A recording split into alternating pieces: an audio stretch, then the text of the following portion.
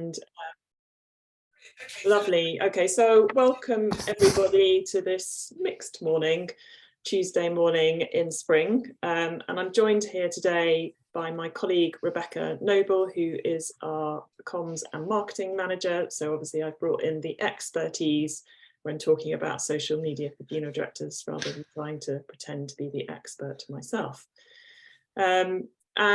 So we're going to take you through a number of different examples this morning, and also give you some ideas about content and resources that you can use. So yeah, any questions, please pop them in the chat box, and I'll probably hand them over to Bex to answer. So right, so let's get going. So just to give you a little bit of background about social media and some probably slightly terrifying figures. Well, they're terrifying to me anyway. So in the UK, you've got 57 million active social media users. So that's a huge percentage of the population. So people are obviously starting to use it very young. And a huge percentage of that are people on Facebook. So it's absolutely the UK's leading social network. Most people are accessing social media on a mobile device, and they are spending quite a lot of time on social media, but that probably no great surprise. We all know what it's like to just, you start looking at something and you get carried away in the scroll, and before you know it, some time has passed. But the other interesting thing to read is that actually lots of people are very active on social media. So people are willing to post, and that's important for you, because obviously the more people that interact with the posts that you leave, the kind of better content it provides and the more reach you're getting. And also the fact that social media users have a presence on more than one platform. So obviously that highlights the benefit for you to be on multiple platforms as well. And Bex is going to give you a little bit of information specifically about the usage of each different platform. And I'm not going to linger on the average Facebook user spends of their lifetime on the platform, because that's just terrifying. I can appreciate, I think YouTube is maybe more valid because maybe we're watching useful videos or yoga videos, all that kind of thing. So I'm reassuring myself that maybe that's a little bit more wholesome. Anyway, we won't linger on that. So I'm going to hand over to Bex now. Thank you. So when you're thinking about posting for your business, you kind of need to break it down into who, what, when, and where.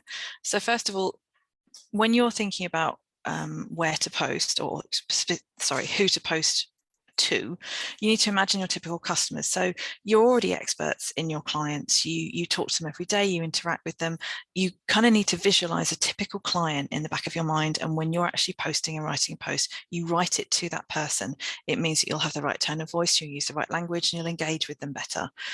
When you're thinking about where to post, there's obviously a huge amount of different platforms you can use, everything from Snapchat, TikTok. We've looked at the main four here, and I've broken down a few different pieces of information. So Facebook is predominantly used by women, so it's a relatively even split. 52% of users are women, 48% men, and the biggest user group is aged 25 to 34. At the moment, and this does fluctuate on all of them, the biggest single page is Manchester United with over 75 million followers. So we are apparently very into our football in the UK. On Instagram, again, it's slightly favoured towards women, so 57% of users are women, and again the age range is 25 to 34. And for those of you that do know her, that is Priyanka Chopra. She is the single biggest person followed by UK users. She has 85 million followers, so more than the population of the UK. I'm not quite sure how that works, but anyway.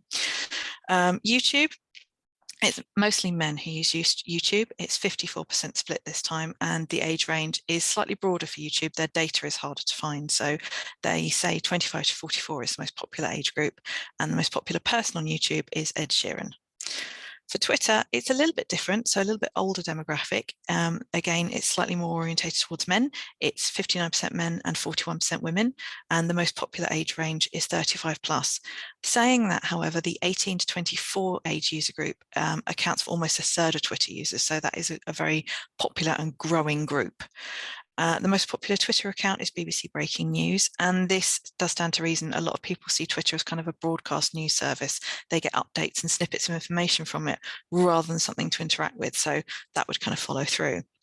So once you've got your typical customer in mind and you've worked out where the best place to post to engage with them and to interact with them, you might want to think about when to post. Now, the only way to do this, and this is the same for every social media manager, is to test it. Try different times of day, different days of the week. You may find that the best time for you is over lunchtime, when your audience might be kind of on their lunch break and scrolling on their phone. You might find that if you post on a weekend, you get very, very little engagement. So it's just a case of testing the whole time and seeing which ones get the best response. Next slide, please, Sally. The big question of what to post. This is, I think, where most people kind of get a little bit stumped. They work out where they want to post and they work out what to test. And then it's a case of, actually, now I've got a blank screen in front of me. What do I say? So we structure our posts using the MVP method. So motivational or inspirational posts, visibility, promotional, and then MVP, a mix of all three. So to break that down, a motivational post might be something along the lines of how your services have helped your audience. So maybe a testimonial from a client family, something like that. Visibility would be something to demonstrate your expertise and your experience in your industry. So a post maybe about the first steps into organising a funeral that a general person wouldn't know. You're demonstrating not only that you can be trusted and you know what you're talking about, but you're also sharing that experience and really building your brand. Promotional posts are specifically about your business. So, for example, maybe about your team members. Do you have a dog that might accompany people to services occasionally? Have you got a new vehicle? Something like that. So you're really actually sharing promotional information about your business. And MVP is a mix of all of them. If you can achieve this, it's a really great thing because you cover all angles. So it might be, for example, how you helped a family solve a problem and achieve a great outcome with their testimonial as an image, that kind of thing. So you're covering everything. And again, with all of these posts, with the timings, with the platforms, with all of it, it's a case of testing and learning. Try a few things out, and if they don't work, adjust and try something different. Brilliant. Thank you, Bex. So we've put together some examples. Now, what we've done is concentrated on the information that you can get from your MuchLoved partner area. But hopefully the previous slide gave you some ideas of what you can post what's within your own business, what you can take from there to put on social media. But the examples that we're sharing with you today are specifically about the information that you can take from your MuchLoved partner area. So the first idea that we've got is your end of year figures. It doesn't have to necessarily be right at the end of the year. It could be partway through the year, or you could be highlighting a particular achievement, so a particular amount that has been raised through the funeral collections that you've set up throughout the year. So I'll just show you where you can view that in your partner area. So I'm just going to flip from one screen to another. So this is our test funeral director partner area, and you've got a reports tab here. So I'm opening up and you can see the scheme performance review. But if you click on the reports, you can then see a number of different breakdowns. So you can see the number of tributes that have been created, tribute activity. But what we're going to look at are the funds raised. And you've got two reports here. So you've got funds raised by branch, but what we're looking at really here is the total. And if you want to put in a date range, then you can do. So if you're looking specifically at the amount raised through this particular year, then you can just click on the shortcut that says this year, and that will bring through information raised through your MuchLoved service for this particular year. So it's worth keeping an eye on that, actually, because if you're coming to a kind of particular figure, maybe you've raised £10,000, maybe it's £50,000, or maybe you're looking at income through the whole year, but there will be various points throughout the year that you will have an opportunity to be able to monitor, measure that and shout about it and celebrate it on social media. So that's how you get the content. Just flipping back to the presentation. So you could use your end of year figures, always put an image with that, especially ones including people, and making sure that it's positive images, so maybe someone that's smiling, something that really helps to kind of resonate that you're celebrating an achievement and promoting the generosity of your families. Also consider cross-tagging. So if you're talking about maybe a particular, several charities that have been supported through those donations, then do tag those, especially if it's a local organisation. But actually, to be honest, if it's any organisation, because tagging them will help you increase the reach of that post. And if you're lucky, the charity may share that to their audience as well. And just to add to that about tagging, I think it's always worth just opening up a new page and just actually popping in what you think the handle is of the organisation that you're tagging, just to make 100% sure, because it does vary platform to platform. For example, on Twitter, we are MuchLoved. On Instagram, we couldn't get that handle, so we're MuchLoved UK. So it's always worth just having a quick double check that you are tagging the organisation that you want to. So these are a couple of examples of some of the end of year posts that were put out recently. So we've got some lovely images here. We actually provided these images and we do provide a lot of resources on our support site for you. These are the kind of Christmassy ones. We've got the lovely image of Chris there on a tablet and the Christmassy baubles and things. These are very simple. There's not a lot of copy, doesn't need to be. And they've obviously got some really nice hashtags in there. They've tagged us and the amounts are very eye-catching. So these are simple but eye-catching posts, and we did provide a lot of the resources and we still do. So please do have a look at the support site to see what information and bits and pieces can help you. Brilliant, thank you, Max. So the other idea is just talking about highlighting the biggest beneficiary charity. And if I flip back to your partner area, I can show you where you can get that information from. So back to your reports tab, and then if you click on funds raised by cause, you'll see, and I'm just going to flip it to all because obviously this is test, so we haven't got very much going on here. But when you open it out, you can see each individual charity that's been supported through your service. Sorry, this is obviously tests and there's not necessarily real charities listed on here. But you can use the filter range, the filter section there, so you can see exactly what's been raised over a particular time frame. And then you can see the individual amounts that's been collected for those particular charities, and then the total at the bottom. So you can use that in a social media post, maybe highlighting your biggest beneficiary charity. I'm absolutely certain that the charities would be very happy to provide some kind of quote for you to use alongside that post. And if you're unsure about who to contact at the charity, please feel to get in touch with your account manager. We've got lots of contacts at lots of charities. So if we can help in that way by putting you in touch with the right person, then we absolutely will do. Don't forget to tag them using the information that Bex has previously supplied and making sure that you've got the right tag. And also feel free, do include messages with images of people, or maybe, in that circumstance, it's just appropriate to use logos from the benefiting charities. So we've got another couple of examples here. Again, not really overly long text, they're nice and short and succinct. And actually, sometimes that's a lot better if you just want to kind of get that information across. The imagery on the right-hand side with the carnations and the tablet is actually something that we provide. So again, do have a look at the support site. We've got a lot there for you. And the other two images, the funeral directors have put together themselves.